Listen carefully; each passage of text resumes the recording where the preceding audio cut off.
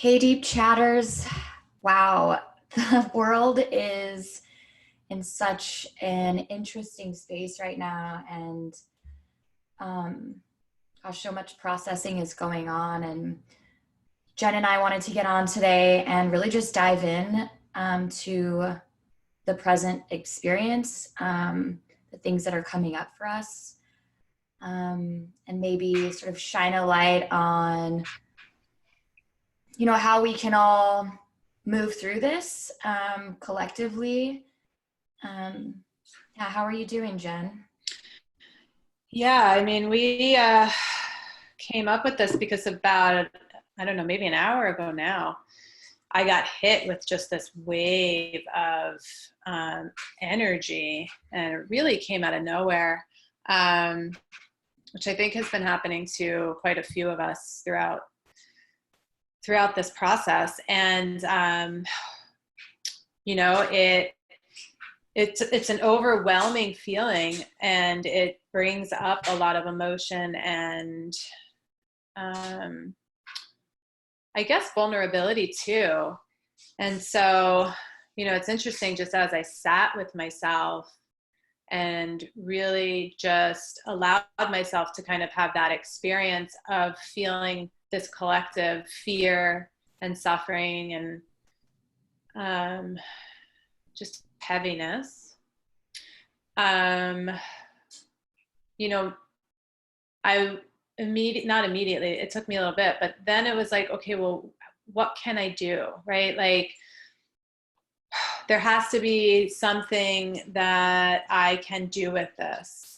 And I, interestingly enough, texted a friend and just let her know, that I had got hit with that wave.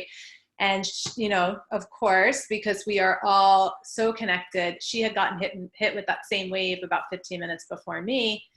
Just So so, just so, like, for more like clarification, what do you mean by that wave? Like, what does that feel like? What are you experiencing? yeah. So for me, it was like all of a sudden I felt like my throat closed up, my chest just like I couldn't breathe, almost, I guess, like the symptoms, right, of Mm. what some people are struggling with if they do have this virus, with just so much heaviness and tightness and constriction in my chest and my throat. And so don't worry, I don't have anything else. So it's not the virus. It's purely emotion. And it's emotion, right? It, like, I can feel it, like, and like I got tired and heavy and just felt like I was carrying a lot of the weight of the world on my shoulders.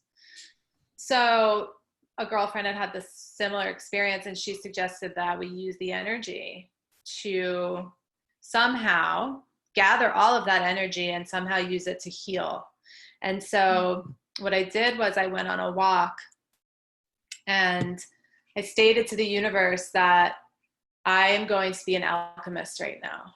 I am grounded, and I am big enough and able enough to take in the fear and the pain and whatever is going on as a collective, and allow it into my body so that I can swirl it around and be the alchemist, because when I breathe it out, then I can have turned it into love and light and healing for the world. And so I just kind of did that as a meditation, just over and over, breathing in the pain, kind of like a Tonglen, I guess, like a Tonglen meditation. Just kind of added in the alchemy piece. And it was beautiful, right? Like, because I think we all can be alchemists in some ways, right? I mean, painful energy, negative energy, we can use it as a motivator or a inspiration, right, for something good. Yeah. So How do that's you feel kind of what now? I did. I feel, I felt really good while I was doing it. I still feel really tight here. Yeah. And I feel tired, Yeah. really Yeah. tired. Yeah. It's interesting because I've then on this morning, I actually woke up, and maybe we're like just very connected in this way. I woke up, and before I got out of bed, I was like, I need to meditate. And so I just laid there. And yesterday I was meditating. It was just a mindfulness meditation just to focus on the breath. And for some reason today, my breath focus was on the movement of my chest and my lungs. And so it was very much like around like my diaphragm, and every breath in was like, ooh, like there's tightness, and like just trying to feel that and be with it. Heaviness for sure. But the more that I really was just with that and not trying to change it, the more relaxed I became. Mm-hmm. But man, I was an anxious mess this morning in bed, just like, oh God, what is this? Oh God, like I'm all by myself. Like I don't know what's going on. Like, am I just feeling like everything from everybody? And so yeah, I can relate it in that way. And also I just think, gosh, it's so confusing for people who are highly sensitive. And I mean, for everybody, even I think honestly, all of our senses are being heightened right now. The people even who may not be as tuned into their emotions and their senses are sort of being forced into this stillness and forced into focusing on what's left, which is the emotion, the senses, the feelings, the energies. I was having a conversation last night with a group of women, virtual women's circle, and we were talking about like, how can we, like, what's the right move here? And what we sort of came to is like, they're honestly like, nobody knows the answer to that. Yeah. Like, I think there's like moves that we can take that are going to lead us down different paths, right? The fear move, or the love move, or the trust move, or surrender. But right now, you and I talk about transformation, like this is it. And along with transformation on a global level comes grief, comes heaviness, comes confusion, comes mess. There's also light and love and trust and surrender, but allowing ourselves that process of like, I don't know how to manage all of this. I just know how to show compassion for whatever shows up. Yeah. Maybe that's the way to deal with it, or at least like, I feel like that's how now I'm choosing.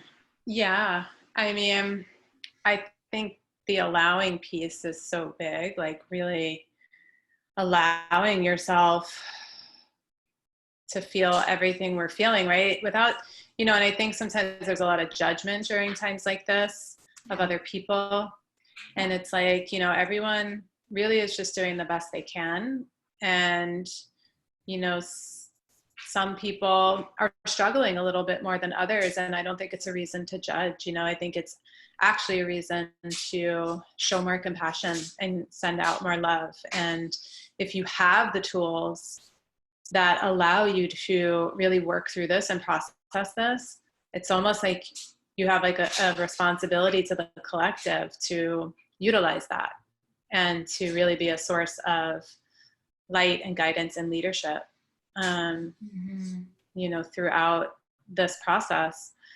But I like what you said, because I agree. Like, I think before there's any sort of transformation or any sort of step forward, there's always that step back. It's like the arrow. I remember even watching my son grow up. Anytime he was about to do something big, like walk or talk or something, I would notice he would regress first. And I started to learn the pattern. Oh, something big's about to happen. Right. And so I feel like that kind of happens on a individual level. And I feel like on a collective level, perhaps that's like, whoa, we need to all just stop and be pulled back so that we can move forward in a different way. And I don't know, maybe I'm an optimist or an idealist, but I truly believe that there's some sort of up-leveling and beauty and miracle to all of what's happening right now. Yeah. I feel that too. And again, maybe it is because I'm also like optimist, idealist. Also, maybe I think, it's easy for me to say that when I haven't, I have the privilege of being in a home, having and food, having healthy food, and having a business that runs online, and absolutely, and having my health. So yeah, not without minimizing that experience of, people who are really suffering right now. I think what you said is important of, if you do have the tools, you have a responsibility to share them and help uplift and support. And I think it's a strange ground to be on when you're from the United States, maybe, and you are in a healing background, and you have like wellness in the industry that you're in, or anything that could possibly be supportive. You kind of have to check in and say, like, am I just rubbing this in people's faces? Like, oh, how lucky I am to be worried about meditation and exercising from home. How lucky I am to be sort of, these are the things that I'm managing, or my mental state and emotional state. And is that in a way like rubbing in people's faces, or like, I don't know, being overly privileged in this space and not acknowledging, like, people don't have that ability sometimes to worry about these things. They're actually worried about like ground zero. But I think because I think that's a common worry that many of us might have. But I also think, like you said, that it's the responsibility of us who have more to give more, and to share our skills, to share our gifts, to share our tools, to share our experiences for anyone who might need it. And coming from like that really humble place of gratitude and honoring what it is we have, it makes us, responsible. And I've heard, one of my friends told me a while ago, responsibility is just your ability to respond. So we have a great ability to respond. We have everything at our fingertips. How will we use these things? How will we use our abilities to respond to this situation?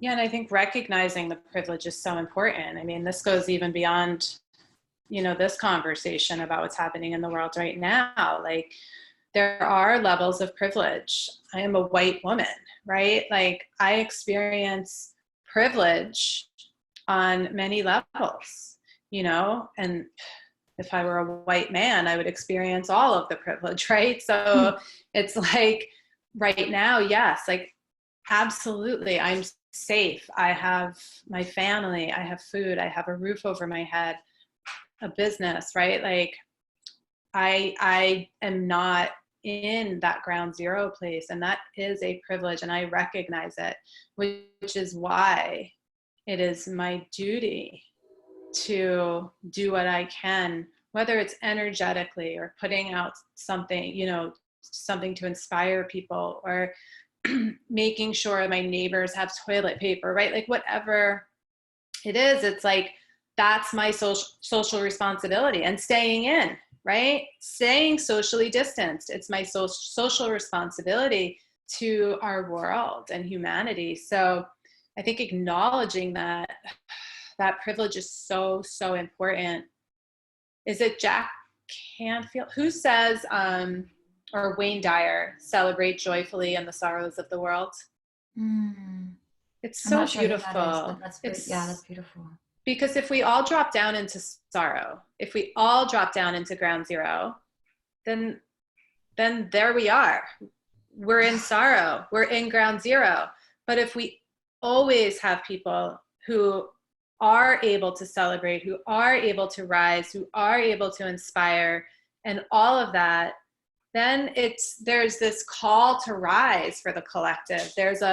There's somewhere to go. We can bring people and then pull, and then there's momentum that develops, right? So I just don't think it's serving anyone when you let yourself fall to the lesser consciousness or to the lower vibrations. Yeah, agree. I mean, but gosh, fear is one powerful bitch. Heck It's yeah. like, God, it is so easy to get swallowed whole by that. And Absolutely. let's touch on that, because I know we're all experiencing fear in different ways, and we're all processing it differently. Like, what's your fear throughout this coronavirus thing? Like, what? I don't know. I think we all. Which minute are you talking about?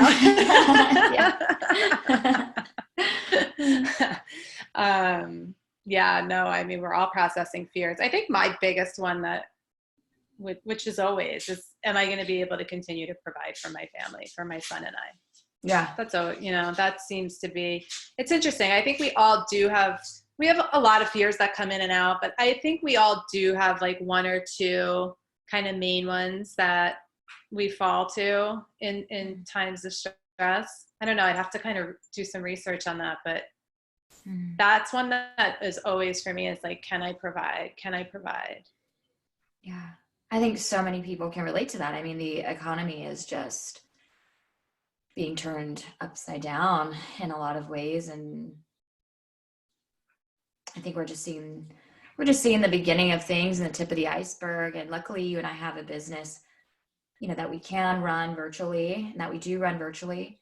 But yeah, there's always this question of, well, what's going to happen if no one can afford this? Yeah. And well, my girlfriend and I were talking about this last night, and she was like, we were having a conversation about, just some of the beautiful things that we've noticed, right? I put a post up today about, I walk twice a day and I never see a soul. And I live in like a very cute little, where I live, it's like families and everything. And now I look outside, or I go for a walk, and there's families walking together. There's kids outside exercising. Like, there's people everywhere, and they're staying distant, but you can see like they're smiling, like they're together. Like, parents are cooking with their kids. Like, all of a sudden, we've kind of been forced back into doing these really simple things. And she said, one thing she said was, she goes, and nobody's going to have any money. So we're all going to have to actually do things like, go outside and play catch and, like find all of these ways to just enjoy each other again without spending exorbitant amount of money. So I love that reframe, because I was like, you're right. Like, we're not going to have money. So we're just going to be like, let's play blackjack or cards or whatever you play, crazy eights together, or whatever it is. It'll be like camping, but like living. Exactly. It's true though. It's like everyone's listening now too. Everyone's like actually like dropping in, and they're here. Nobody knows what's going to happen. And it really is this like the rubber band that's been stretching for so long. People trying to do and be and achieve is finally coming back to the now. And it's like, wait, we don't know how to guess, or we don't know what to expect. Yeah. So all we're left with is the here and now and crazy eights and blackjack. Yeah, and like reading books and listening to music, and I don't know, just the things that I guess we really did as kids. I mean, yeah, totally. I know. I mean, my son and I are going on daily family walks together. Like, I wouldn't have been able to get him to do that 2 weeks ago. And now we look forward to it. We go on these long walks and we talk the whole time. And awesome. It's Yeah. amazing. But we wouldn't have had time 2 weeks ago because we'd be driving to this sport and driving to that sport, doing homework and this and that, picking him up. And so for me, it's been like, wow, like I really just get to like be with him. And again, I don't Yeah. overlook the fact that that is a privilege, but I'm Yeah. grateful for it. Yeah. 100%. There's so much gratitude right now. Like Yeah. those little things. I was even making breakfast for myself this morning before I got on this call and slicing my tomato and just like, how many tomatoes do I have left? You know, how much more of this tomato can I slice before? It's just like this ultimate savoring of each piece, each thing around me, each, um, you know, what's it called? Each ingredient that makes my life what it is. I was playing my record player this morning, and it just everything feels a little bit more sacred, I think. And again, like so thankful for the privilege to look around me and be grateful for all these things. But I think we can all sort of check in and find, you know, what it is that we're grateful for in any moment, rather than maybe letting ourselves spin into like what's changing and what's lacking and what we don't have right now. And coming back to like what's here, you know, time with your son, walks around the neighborhood. For me, it's silence and alone time. And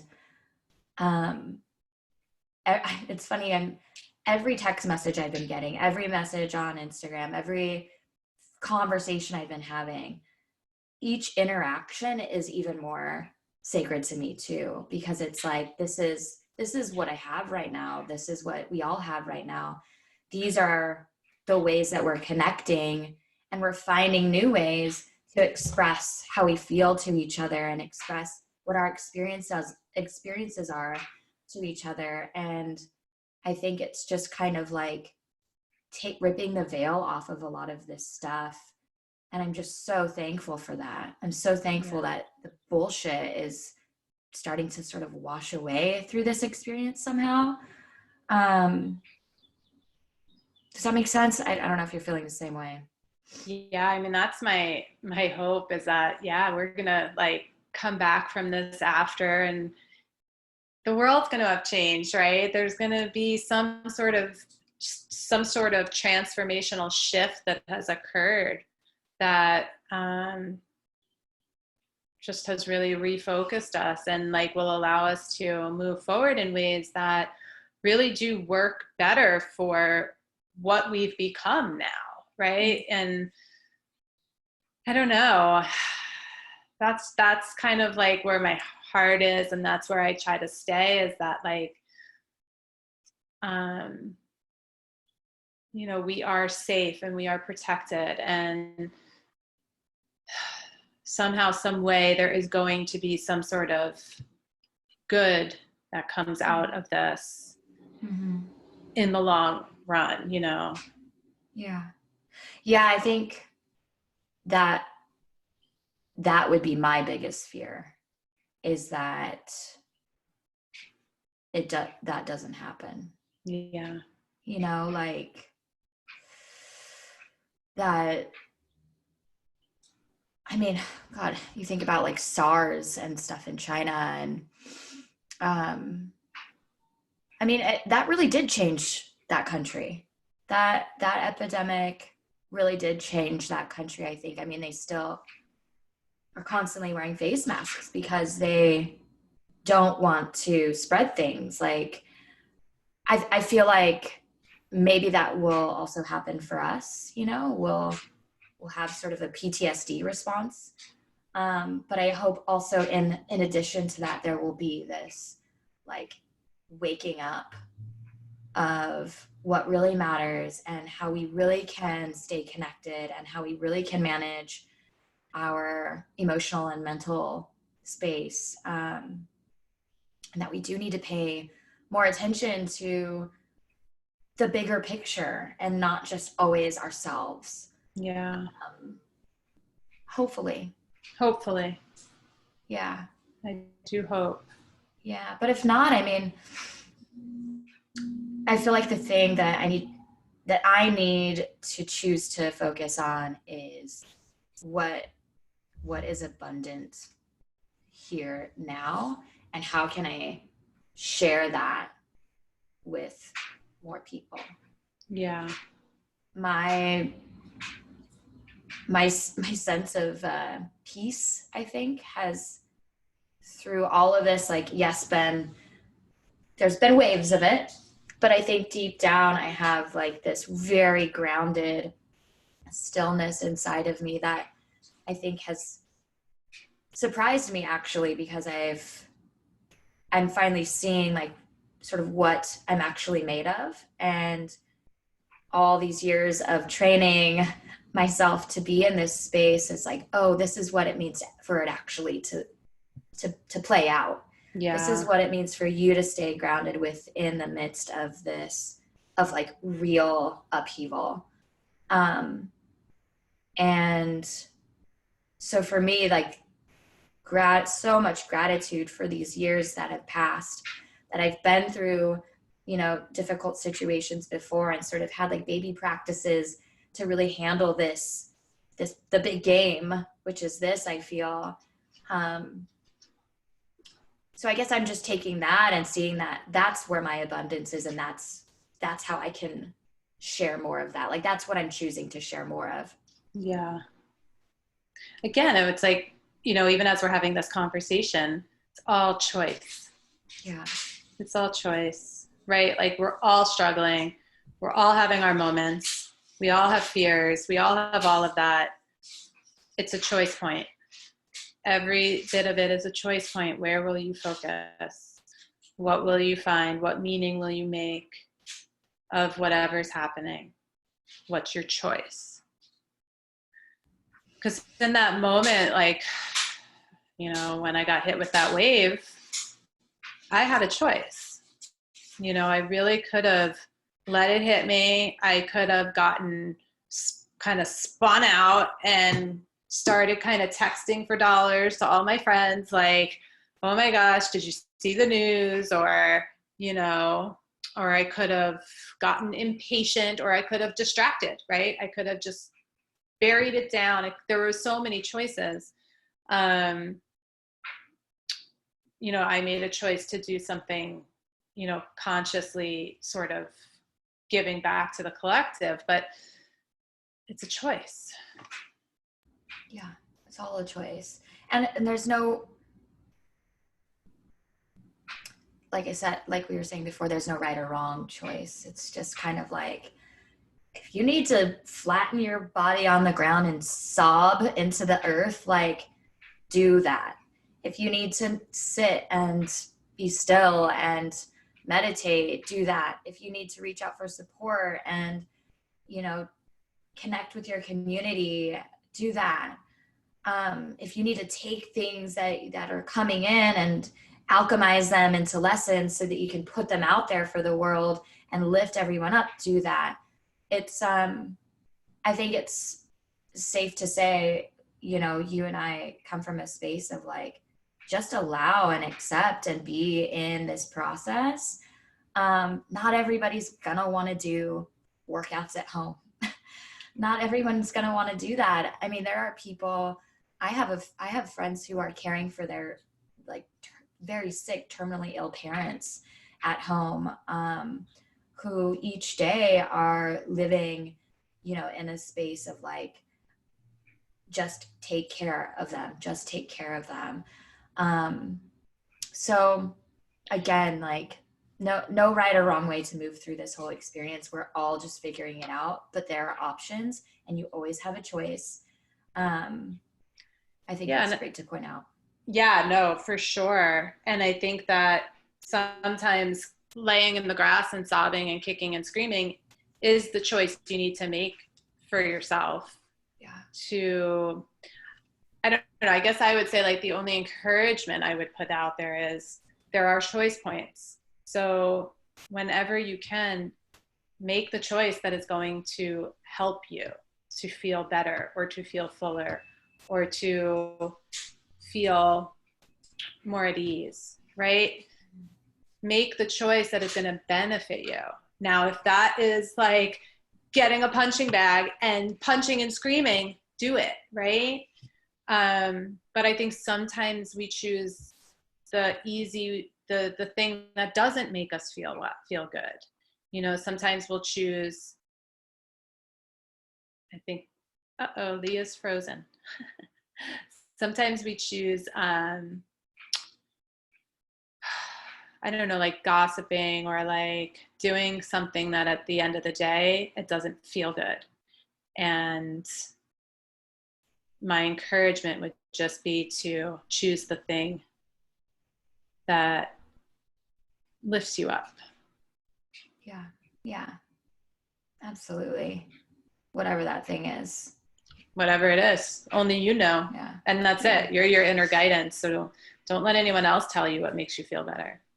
Yeah. You find it, but yeah, whatever that is. Maybe it's just go to bed. Sometimes it's just, I'm done. I'm going to bed. I don't care that it's 2:00 in the afternoon. Goodbye. Yeah. I'm done. That's it. I've had enough. It's so true. And I think too, along with like all of this like global pandemic that's going on, like we all also have our individual lives that we're battling too. I think even before this began, it was like, oh, we're all collectively going through like big transformations. Yeah. I mean,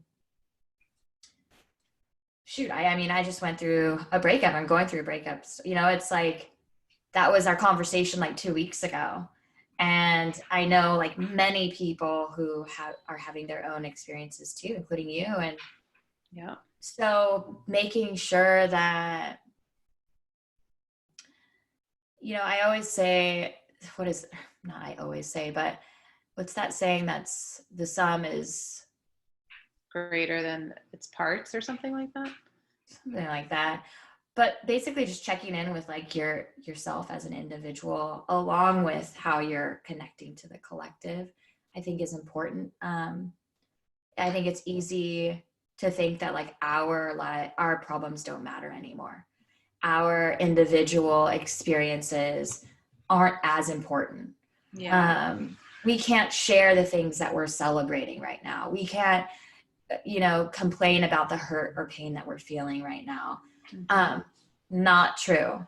I think the best way that we can really support the moving through this is to remember ourselves and to remember like, wait, we're part of this whole, and those celebrations matter, and those experiences of processing pain matter, and anything that you're going through as an individual matters.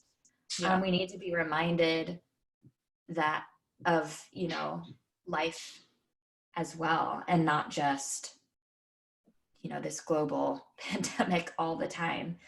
So because I've had a few people ask me, or not ask me, but post on sort of Instagram or through text message saying like, I know this is bad timing for me to announce this, but I just launched my book. And I'm like, this is the best time to announce it. Are you kidding me? Like, we need to be reminded of our personal victories. And we need to be reminded that life continues to move on, and this too shall pass. And we will look back at this with a changed heart, hopefully, but don't stop living. Yeah. I think that's common, that's like giving yourself permission to feel whatever it is you're feeling and experience your experience without comparing it to the experiences of others. Because I think sometimes we do that, like, who am I? Who am I to complain right now? There's so many other people who have it worse, or who am I to whatever, right? And it's like, yes, people might have it worse, but you still get to experience your pain. Your pain still matters. You still matter. Yeah, so true. Yeah. Oof. It's like a zooming in and zooming out constantly. Yeah. Yeah, it's like somehow understanding that you're a co-creator. you're part of something bigger, right? It's like you're a part of the whole, and every part of the whole matters, right? For it to be complete and whole and wonderful, right? And so if you forget either, then there's something off. And so it's remembering both. Yeah, absolutely. And also, yeah, I think just hope, like keep the hope alive. Something that has helped me to move through this time is looking at China. They're like a month ahead of us as far as this whole thing goes. Yeah. And oh gosh, there's so many hurtful things that are being said about the Chinese, and the fact that that's where the virus, I guess, originated from. But I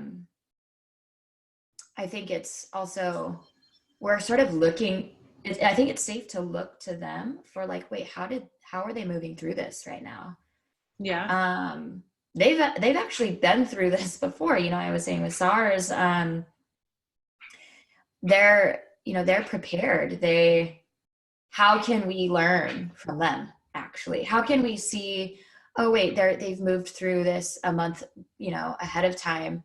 Where are they at now in the spread of things, and how are they managing, and how is Italy managing, and how are they keeping the hope alive, and the rest of the world, and sort of looking to each other for tiny bits of hope where we can find them. We all have, and when I say we, I mean like different countries and different cultures, we all have things that we bring to the table that can help spread more hope and spread more light and spread more love.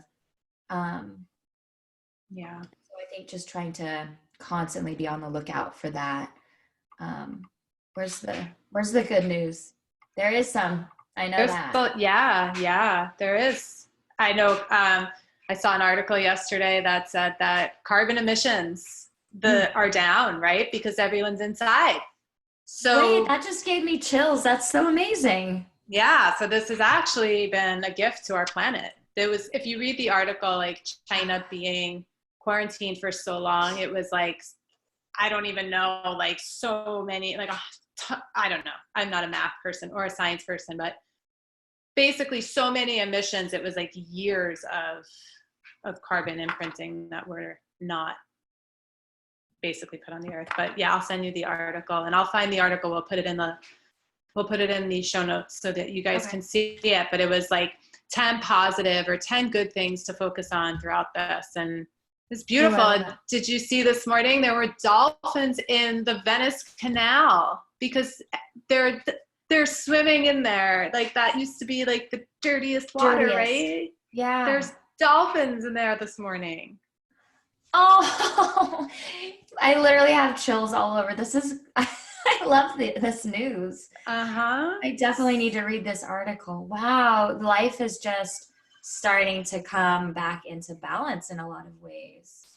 Yeah, I think we're getting out of the way a little bit so that things can sort of rebalance. So yeah, there's like beautiful bits and pieces, and that's what I encourage everybody to do. Find the beauty. I mean, at least once a day, see if you can find something that is beautiful, something that makes your heart fill with love, something that gives you hope, even if it's just one thing, and then build on that, maybe like 2 things. Maybe if you're really, really like want to get aggressive, 1 an hour.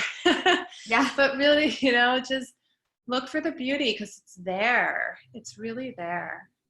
Yeah, it really is. Also, so happy that we're experiencing this time during social media. I have obviously I have had mixed feelings about it in the past, and still probably do. But I think yesterday I was doing a workout at home. My sister is a personal trainer, and she was running like this big Facebook group, and there was all these people working out, and I was giggling as I was at home by myself watching my little sister on the screen doing this workout and thinking like, I'm so glad that I have Facebook. I'm so glad I have Instagram. I'm so glad we have Zoom, these podcasts, like, okay, we can get through this. And also like, maybe this is the best time for us to go inward and get out of the way and slow down and be still and stop all the doing, and just absolutely come back to being. So a lot of positive takeaways, along with the grief and the anxiety and heaviness. So yeah, riding the waves. Just let it all in, ride the waves, and talk about it like this, have conversations about it and hold the light for each other. All right. We are with you guys, sending you love and light, wishing everybody health and safety. And just be in the conversation. If you need support or anything like that, please reach out to Leah and I. We are available. I know we are both, doing the best we can to make ourselves available and put ourselves out there. So we're here. We are sending you all love, Deep Chatters.